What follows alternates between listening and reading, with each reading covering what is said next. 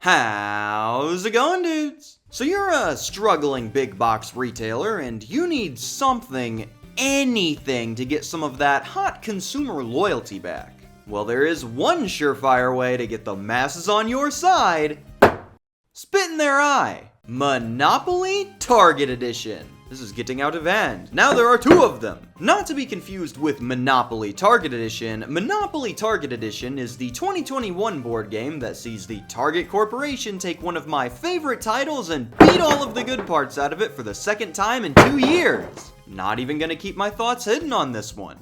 It ain't good. But just how ain't good do it be? We know that games can land pretty much anywhere on the crappiness compass, and I'd like to figure out where our new Target travesty ends up. So we'll be taking this garbage and slapping it through our usual categories in order to do just that. And after we're all well acquainted, we'll finally be able to answer the question that's plagued mankind for 3 long years. Which Target supermarket-themed revamped rendition of a classic best-selling board game title produced by Hasbro Gaming, a division of Hasbro Incorporated, is the worst version to ever be sold at Target? Grab your newly acquired 2 nickels and go ahead and buy that plant that you really, truly cannot live without, as we take a look at this bad boy's design. So what we've got on our hands here is technically the second Target Monopoly edition. The first one being a themed version of the game from USAopoly in 2007, same Monopoly rules just with a Target coat of paint. I do like how they put their expect more, pay less slogan as a pink property here, basically admitting, yeah, it's good.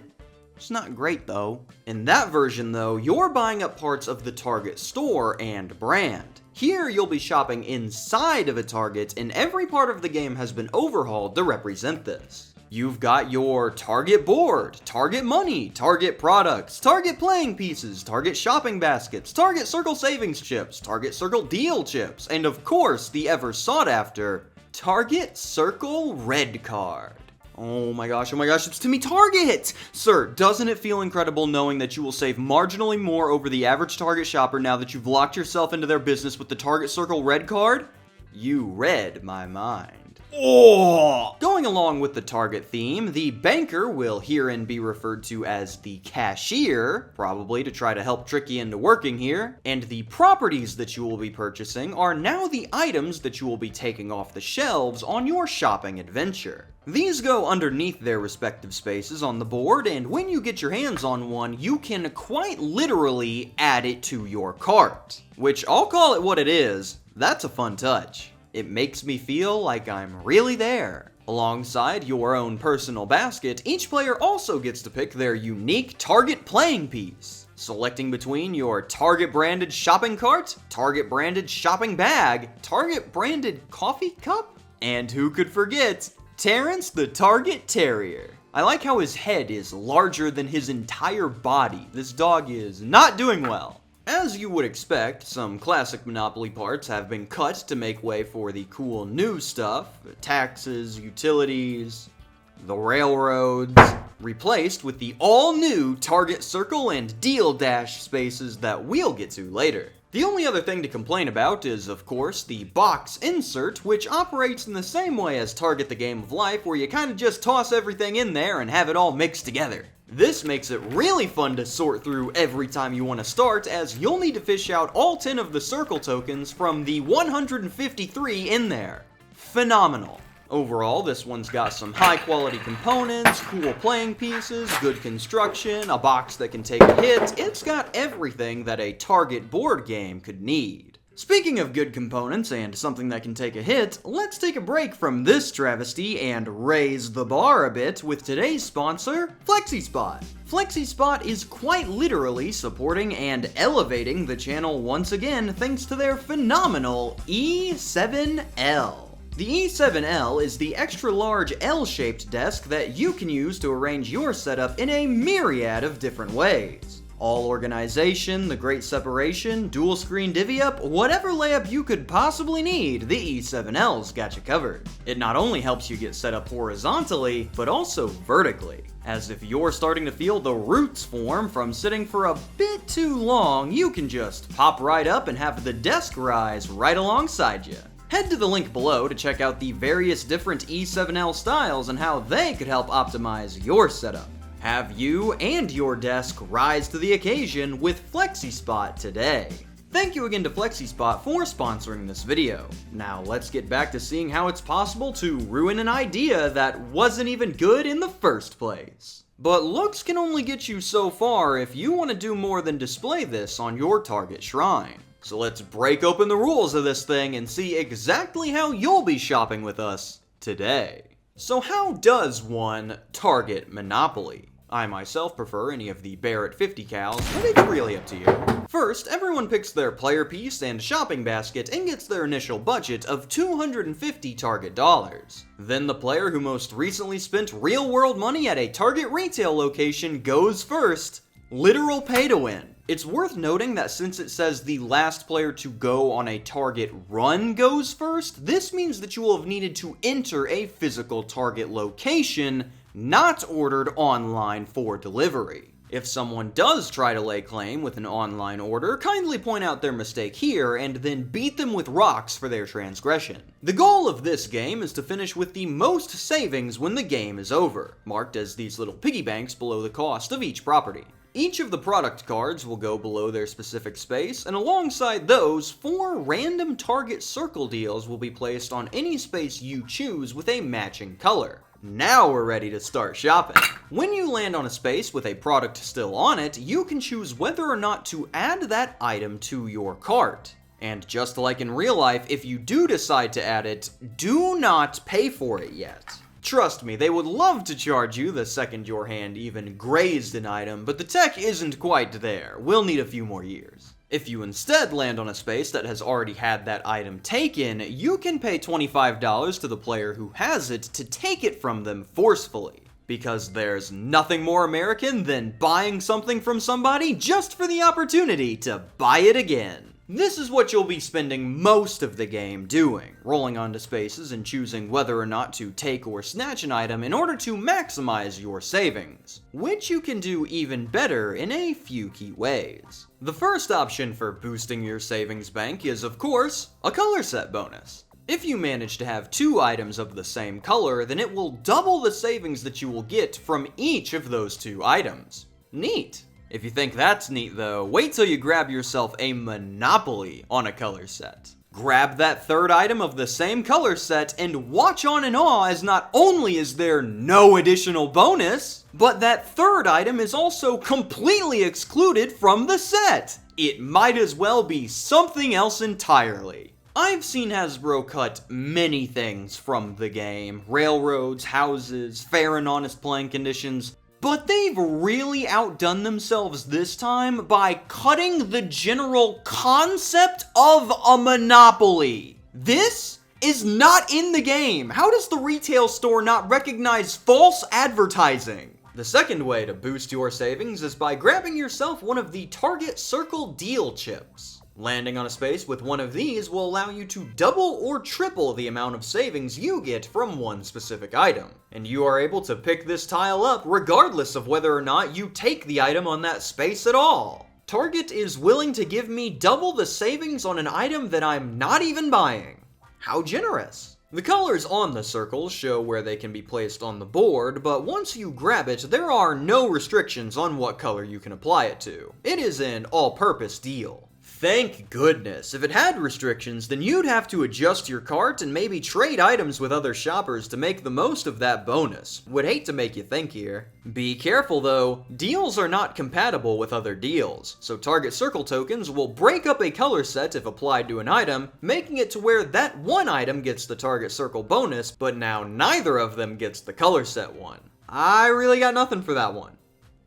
Why? And the third way to raise your savings total is by getting your hands on the ever-exclusive Target Circle Red Card. The Target Circle Red Card is pretty great to have, as after all of your other bonuses have been applied, it will head right on in there and double all of the savings on your entire cart. Which is not even close to how the real one works. That would be completely absurd. There is only one Target Circle Red Card in the game though, so you are going to need to fight for it. And you do that via complete luck, as if at any point either of the dice you roll shows a 1, you take the red card from whoever has it now. Congratulations, you are the strongest among us. Yeah, the only way you're getting into this club is through divine selection. Theoretically, you could get it through a trade, but seeing what you'll need to give up to get it, well, doubling your cart full of nothing is still nothing. But now that you've skulked through the aisles and gotten all of your items, coupons, and status symbols collected,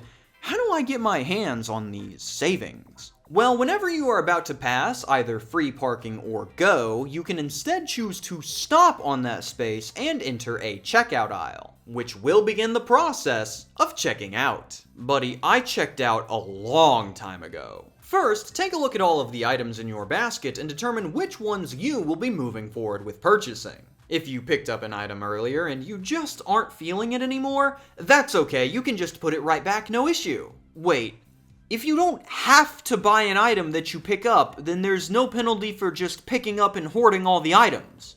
Why wouldn't you just pick up every item you land on? There's no thought process when choosing to leave an item behind. Just pick it up! What's the worst that can happen? Somebody buys it off of you? There's no punishment here! In regular Monopoly, yeah, you can also buy and hoard every property you land on, but doing this is going to run you out of money very quickly. You gotta put weight on every decision there. You can't just always say yes. Imagine if you couldn't put items back and you couldn't check out if you didn't have the money. You'd need to be careful with what you picked up, or else you'd have to find a way to offload your junk onto someone else. But no, that's way too much math. Would hate to make you think here. Checkout is where you are going to apply all of those color set, target tile, and red card bonuses to get your final savings number. And after you finish up, you will pay the amount you owe, return all items back to their shopping spots, and then head back in there for another run. Aw yeah, baby, the fun never ends at Target. Yep, not a one and done affair here. There is no limit to the amount of money you could spend in your multiple shopping trips. That red card better be the credit version, because that bank balance is gonna be decimated. This game structure actually makes the red card function better as a power, as now whenever you get it, you have to race to the checkout before you end up losing it. Considering the other option was just hope you have it right at the end, they made the right choice here. But if the game doesn't end when you check out, when does it end? Well, whenever you land on this target circle space, you will take a new target circle token and add it to any relevant spot on the board, with the deal dash spaces helping you collect them by taking you to the next available one when you land there. Once the last target circle token is added to the board, each player will get one more turn, and then the game is over. Tally up all of those savings tiles, and the one with the most savings wins. Any money you have left over only counts for the tiebreaker, so you might as well spend your money. Don't hold on to your money, give Target your money. And now you know how to target? Well, it's not really Monopoly, but what else do we call it? Target Shopper Scramble? Supermarket Sweep? But okay, the rules might be a little wonky splonky, but that doesn't mean that actually playing the game can't feel good. No, playing the game doesn't feel good because you don't do anything. Oh, I know I didn't just catch you wanting to think during your Target gaming experience. What do you think this is, Monopoly? This is a Monopoly game in branding only, and to that extent, only halfway anyway. There's no owning properties, building houses, building hotels, mortgaging taxes, side properties. Heck, they got rid of the monopolies! Introducing the all-new version of Mousetrap. Better than ever before, we got rid of that clunky old machine and turned this sucker into a cooperative deck builder. The only real thought that could take place is whether or not to buy an item from someone if you land on it, but mostly that just comes down to if it completes your set of exactly 2, buy it. If not, leave it. Everything else is pretty much, did you land on it?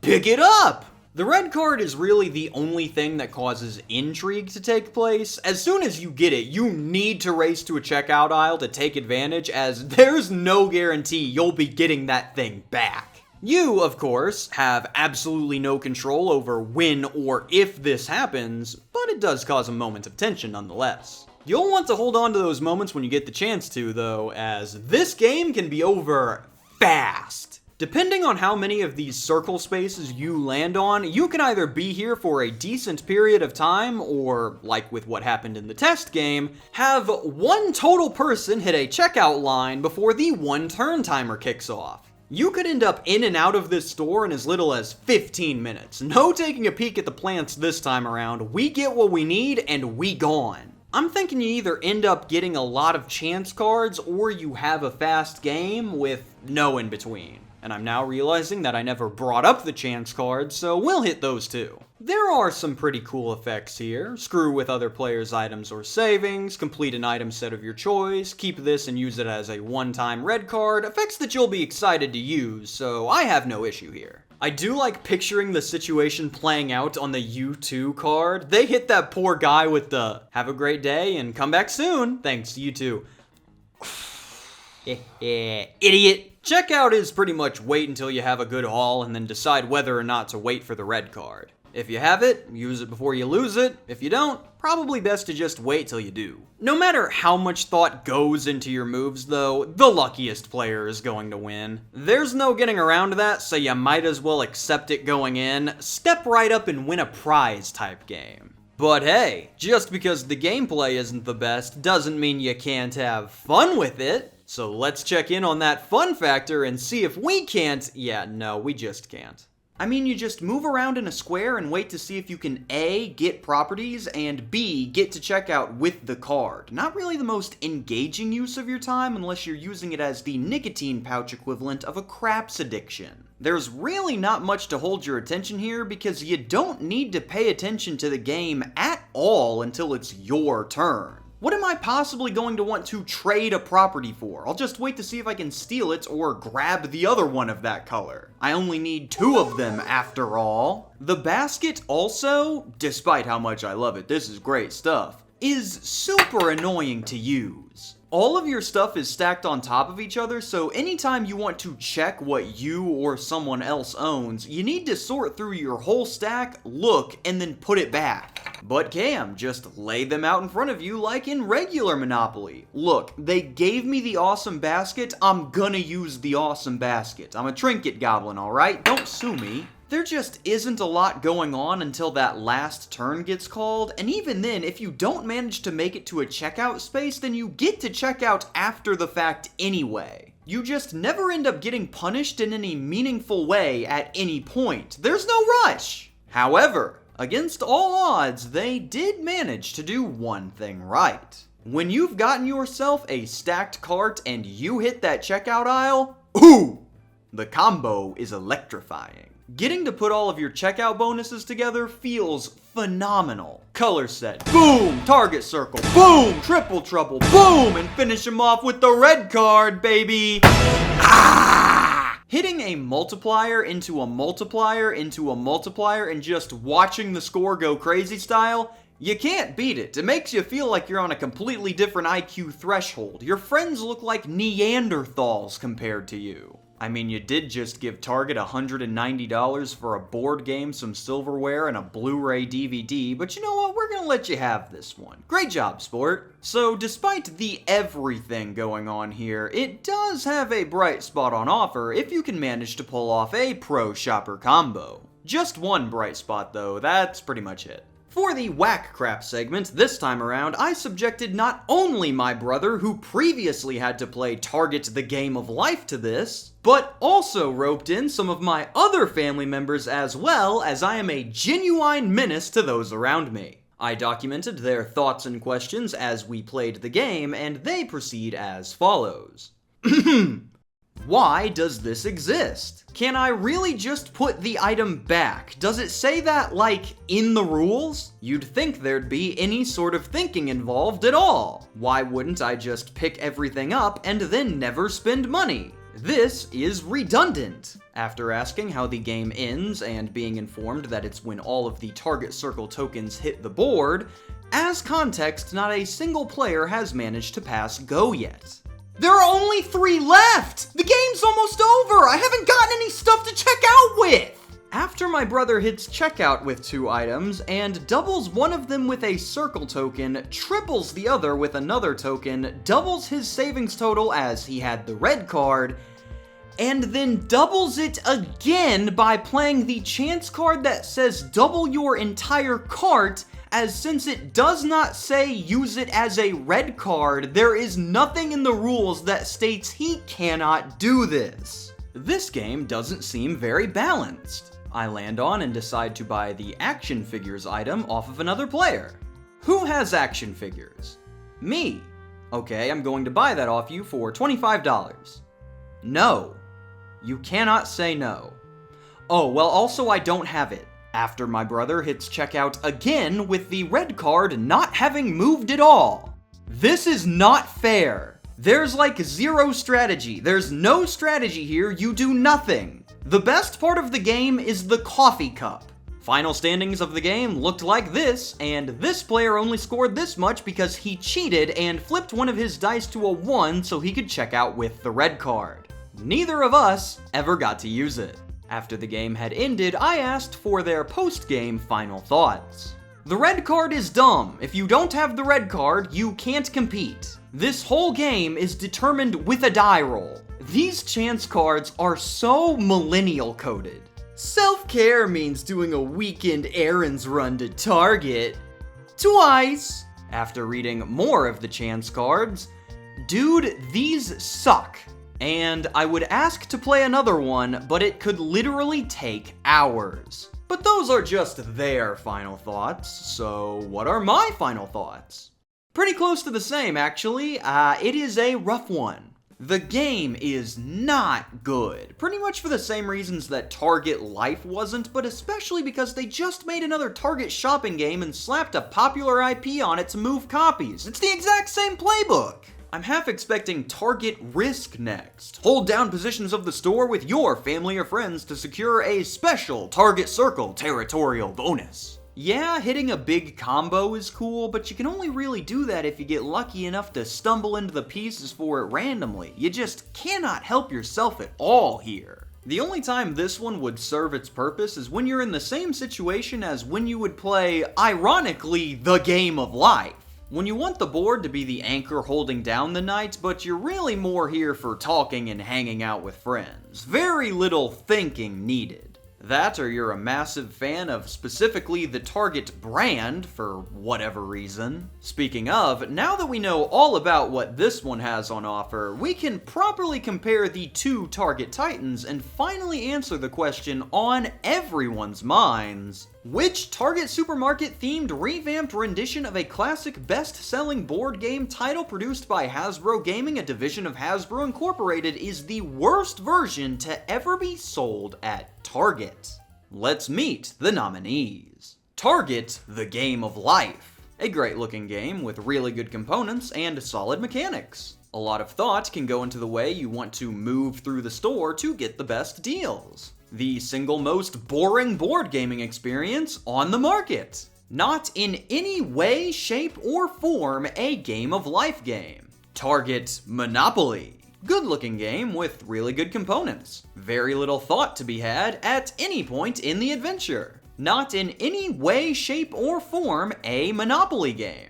Overall, neither actually present an experience that you would want to subject your friends to, as they aren't fun enough to wow the crowd, nor bad enough to get a good reaction. The literal worst place you could possibly fall as a game. Ooh, these are some tough competitors. Which of the two managed to excel? In terms of which one is the better constructed game, that one is going to go to Target: The Game of Life. The differing paths and risk-reward options you can take with the Target Circle Red card and being able to go back for better deals gives you more choices about how you want to play the game. Is it anything crazy? No, but it's a lot better than roll the dice until there's a winner. In terms of which one is more fun though, that one's gonna go to Target Monopoly.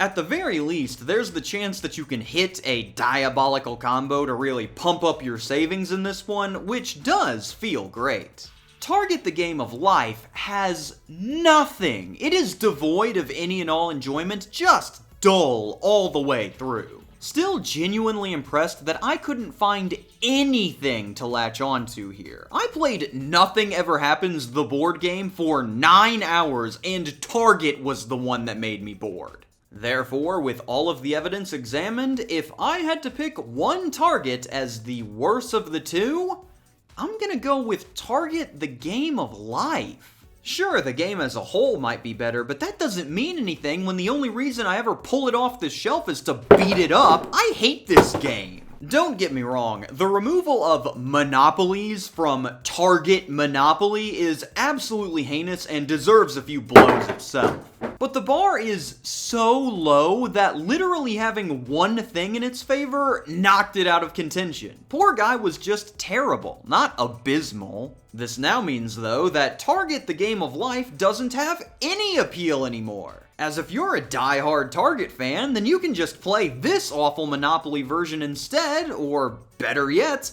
the one from 2007. Yes sirree, Target the Game of Life now officially has nothing going for it. What a champ.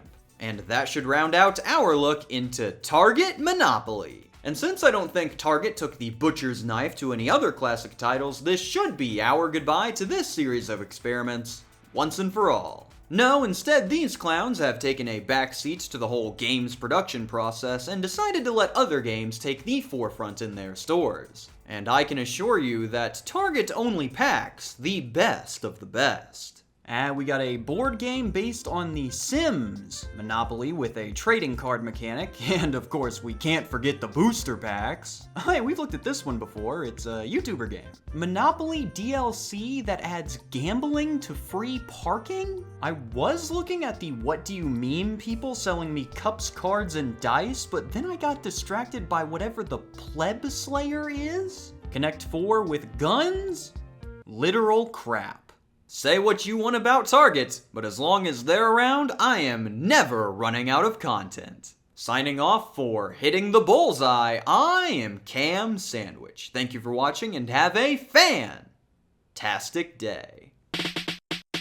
A special thank you to my suppliers, staff, and chefs over at the deli, as well as the media preservers helping me get these rare games ported for the public to enjoy. If you'd like to join the crew, you can take a look using the link in the description below.